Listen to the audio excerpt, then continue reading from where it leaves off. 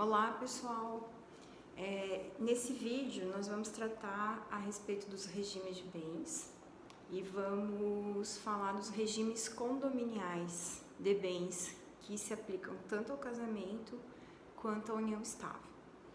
Primeiro, a gente precisa entender, relembrar o conceito de regime de bens. Os regimes de bens, eles servem para regular as questões patrimoniais do casamento ou da união estável.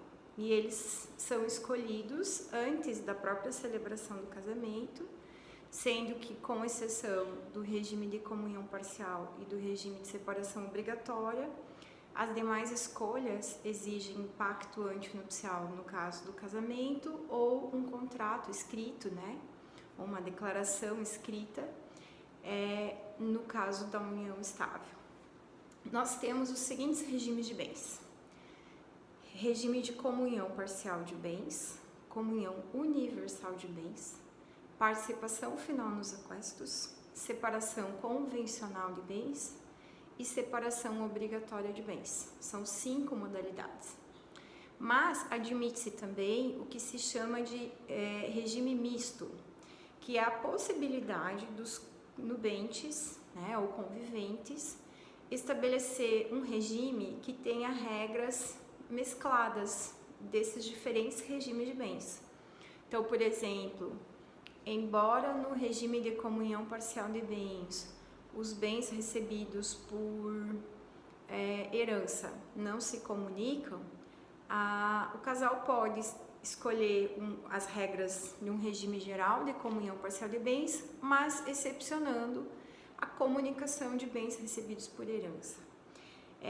Aqui eu trouxe apenas um exemplo, Teria também a questão com relação às responsabilidades patrimoniais ou administração do patrimônio ou a destinação do patrimônio do casal, estabelecendo regras específicas. Por exemplo, embora seja o regime de separação convencional de bens, destinando lá que o casal se compromete a destinar parte dos seus vencimentos para aquisição de um imóvel em condomínio, por exemplo, tá? Então, superada essa fase em que nós resgatamos o conceito de regime de bens e vimos também quais são as suas espécies, as suas modalidades, eu vou dividir a nossa aula sobre regimes de bens em 3 blocos. O primeiro bloco vai tratar dos chamados regimes condominiais de bens, que são aqueles em que vai existir condomínio por força de lei. No segundo bloco, nós vamos falar dos regimes de separação de bens. E por último, eu deixei por último propositadamente, de forma isolada, o chamado regime de participação final nos aquestos pelas peculiaridades que ele mesmo tem. Então, a gente vai começar pelos mais comuns, que são os regimes condominiais. Inclusive, o regime de comunhão parcial de bens é o regime legal, na ausência de escolha de pacto antinupcial. Esse é o regime de bens que se aplica em relação ao casamento e à união estável, por força inclusive do 1725 do Código Civil. Por que eu estou chamando de regimes condominiais? Se vocês observarem, ambos os regimes têm no seu nome a expressão comunhão. Então, eu tenho regime de comunhão parcial de bens e regime de comunhão universal de bens. Essa expressão comunhão, ela pode ser usada como sinônimo condomínio, quer dizer que tanto em um quanto no outro regime, determinados bens serão de ambos os cônjuges em condomínio, então seja na proporção de 50% para cada um, por força de lei. O que os diferencia, embora os dois sejam regimes de condomínio, é que no regime de comunhão universal, esse condomínio é abrangente, é praticamente total. E no regime de comunhão parcial de bens, eu vou ter bens que são comuns e bens que não vão fazer parte do condomínio, que nós vamos chamar de bens particulares de cada cônjuge. Então, o nosso propósito é estudar os 2 regimes de condomínio, os 2 regimes condominiais, com as suas especificidades, e depois comparando eles, para ver como regra geral, como que os dois se diferenciam. Lembrando também de uma regra bem importante, que até a lei do divórcio, então 1977, o regime de comunhão universal de bens era o regime legal vigente no Brasil. E desde então é o regime de comunhão parcial, embora no meu ponto de vista, atualmente o regime legal deveria ser o da separação de bens. E quando a gente for tratar sobre esse tema, eu vou justificar por que eu tenho essa opinião. Bom, regime de comunhão parcial de bens. Como o próprio nome está dizendo, então há um condomínio, há bens que vão pertencer a ambos os cônjuges ou conviventes, mas esse condomínio não é geral, não é total, ele é parcial. Então eu vou ter bens comuns, que são de ambos os cônjuges, e vou ter bens particulares, que são de cada um dos cônjuges. Isso é o que faz parte de cada um desses conjuntos patrimoniais está na legislação, está no Código Civil. Então eu esquematizei da seguinte forma, né, aqui para vocês para tentar demonstrar como que funciona isso. Eu tenho o artigo 1659 e o artigo 1661 que dizem o que faz parte do patrimônio, do bolo de patrimônio particular, e tem os artigos 1660 e 1662 que tratam dos regimes dos patrimônios ou dos bens comuns, aqueles em que pertence a ambos os cônjuges. Vamos abordar rapidamente um pouquinho a respeito desse panorama, desse patamar. Bom, olha, vejam bem, imaginem que eu tenho aqui uma linha do tempo e que eu tenho aqui no meio o casamento. Lembrando que o casamento surte efeitos desde a data da celebração. Tudo que for anterior ao casamento é sempre bem particular.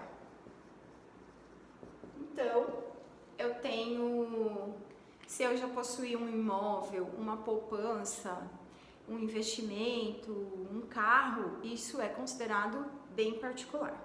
É claro, né? Depois nós vamos ver que o ônus da prova é sempre de quem alega. Então, por isso, a importância de guardar documentos, cópias de documentos, por exemplo, da aquisição de um bem, um contrato, e principalmente fazer as declarações de imposto de renda de forma bem minuciosa, porque ela também é uma prova muito importante e muito relevante no momento de se comprovar a existência de bens anteriores ou não do casamento. E o que é adquirido depois do casamento pode ser bem comum, mas também pode ser bem particular. Nem tudo que é adquirido depois do casamento vai ser bem comum. Então, por exemplo, os bens advindos por herança ou sucessão ou doação são considerados bens particulares. Então, embora eu tenha recebido uma herança quando já casada, ele é considerado um bem particular, ele não se comunica. Então, nós costumamos dizer o seguinte, que no regime de comunhão parcial de bens, comunicam-se os bens adquiridos onerosamente durante o casamento. Essa é a regra geral. Aquilo que adveio de forma gratuita costuma ser bem particular. Por que costuma ser? Porque nós vamos ter uma regra lá no artigo 1660 do Código Civil, inciso 2, que diz que bens adquiridos por fato eventual também são bens comuns. Então, prêmio de loteria, um sorteio, um carro que eu ganhei de um sorteio, por exemplo, vai ser considerado um bem comum. E isso significa que o outro cônjuge tem direito à metade, a 50%. Algumas peculiaridades, então, que eu quero destacar. Uma delas é o artigo 1661 do Código Civil, que diz que todos os bens que tenham sido adquiridos, embora durante o casamento, mas que tenham uma causa anterior ao casamento, são bens particulares, não se comunicam. Eu gosto de usar aqui o exemplo do FGTS, né? O FGTS que eu acumulei antes do casamento, então teve como uma causa anterior, o que foi o meu vínculo de trabalho anterior ao casamento, não se comunica. Embora em relação ao FGTS nós temos algumas questões na nossa jurisprudência, como por exemplo, o FGTS que foi sacado e utilizado durante o casamento, mas foi acumulado durante o casamento, esse vai ser considerado um bem comum, né? Esse vai ser considerado um bem a ser partilhado. Também como exemplo de causa anterior ao casamento, vamos imaginar que eu tive o meu nome negativado indevidamente antes de casar. Mas por força das preocupações com o casamento, eu só propus uma ação indenizatória após o casamento e recebi uma indenização de 8, 10 mil reais por negativação indevida. Embora a ação tenha sido proposta após o casamento, o valor tenha sido recebido durante o casamento, ele tem uma causa anterior ao casamento, então ele não se comunica. E destaco também o artigo 1662 do Código Civil, que diz que presume-se que os bens móveis são comuns, salvo prova em contrário. Então, se eu quero comprovar que eu tenho um dinheiro, né, valores, depois que é bem móvel, num investimento e que ele é um bem particular meu, o ônus da prova é de quem alega. Eu é que preciso comprovar que ele é um bem particular, que se subroga, né, como um bem particular, embora os rendimentos, os frutos vão ser comuns. Essa é uma outra particularidade. Tudo que for rendimento, for fruto, mesmo de bens particulares, são comunicáveis, ou seja, acumulam-se. Então, se eu tinha lá um investimento, uma empresa, cotas de uma empresa antes de casar, mas agora eu fiz uma retirada de lucros lá de 100 mil reais, esse lucro são frutos e ele se comunica. O meu cônjuge tem direito aos frutos. Assim como, embora os salários, vencimentos, os benefícios são particulares, eles não se comunicam. A partir do momento em que eu invisto em algo, compro um objeto, ele perde o caráter alimentar e também passa a se comunicar. Enfim, como regra geral, então, nós vamos ter bens, tudo que for anterior ao casamento, bem particular, o que for posterior ao casamento, adquirido de forma onerosa, bem comum, com essas particularidades, essas especificidades que eu comentei com vocês. Eu queria destacar uma decisão do STJ com relação à valorização das cotas de uma empresa. Imagine que eu tinha 10 mil cotas antes de casar e que elas valiam 10 mil reais. E durante o casamento elas sofreram uma valorização e agora elas valem 100 mil reais, né? Como é que o STJ entende isso? Ele entende que a valorização patrimonial das cotas sociais adquiridas antes do casamento ou da união estável não se deve integrar a patrimônio comum a ser partilhado por ser decorrência de um fenômeno econômico que dispensa a comunhão de esforços do casal.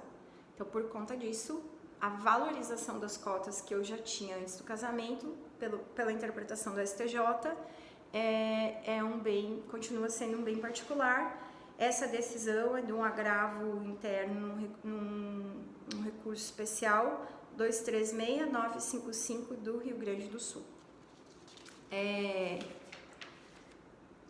Uma outra questão que é importante, que vai aparecer aí nos regimes de bens também, é a questão da subrogação, né? Não se comunicam os bens que se subrogam.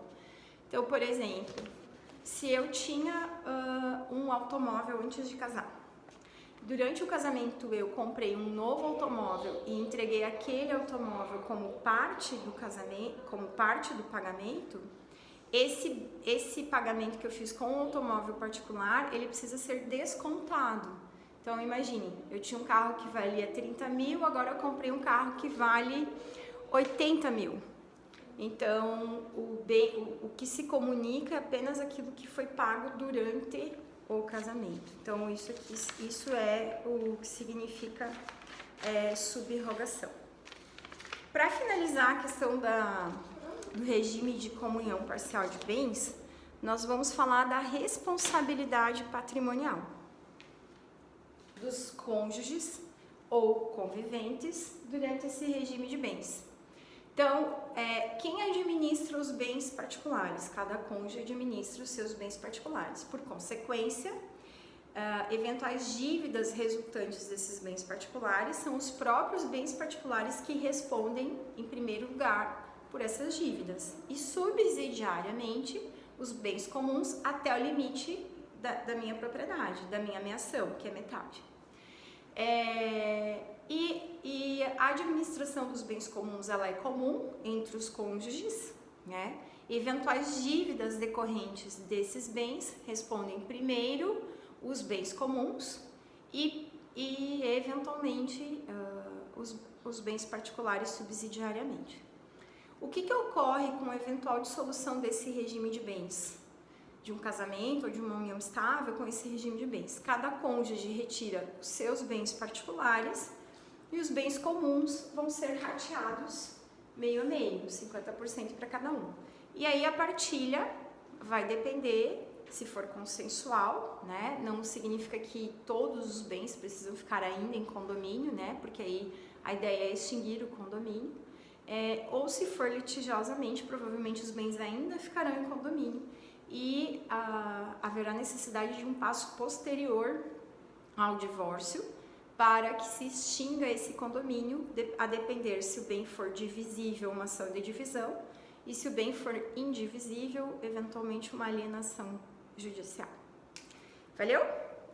Vamos falar agora sobre o regime de comunhão universal de bens. Vejam a diferença, né? Enquanto na comunhão parcial de bens eu tenho 3 massas patrimoniais distintas, bens particulares de cada cônjuge e bens comuns, a regra no regime de comunhão universal ou comunhão total de bens é o condomínio sobre todos os bens do casamento, né? Adquiridos tanto anteriores quanto posteriores ao casamento ou à união estável. Há exceções a essa regra, que está no artigo 1668 do Código Civil, e dessas exceções eu quero destacar os bens que são doados, os bens que são recebidos por herança ou doação.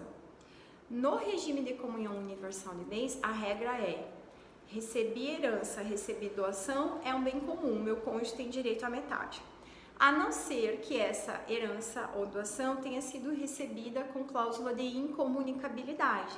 Mas essa cláusula sempre precisa ser expressa no próprio instrumento que fez a transmissão. Então, lá na escritura pública de doação, cláusula de incomunicabilidade, ou no caso da herança, um testamento impondo a cláusula de incomunicabilidade. E em caso de dissolução desse casamento, os bens comuns vão ser rateados meio a meio, 50%, da mesma forma como os bens comuns no regime de comunhão parcial de bens também são rateados. Bom, eu espero que todos vocês tenham compreendido o conteúdo. Eventuais dúvidas ou questionamentos a respeito do que tratamos aqui, é só perguntar.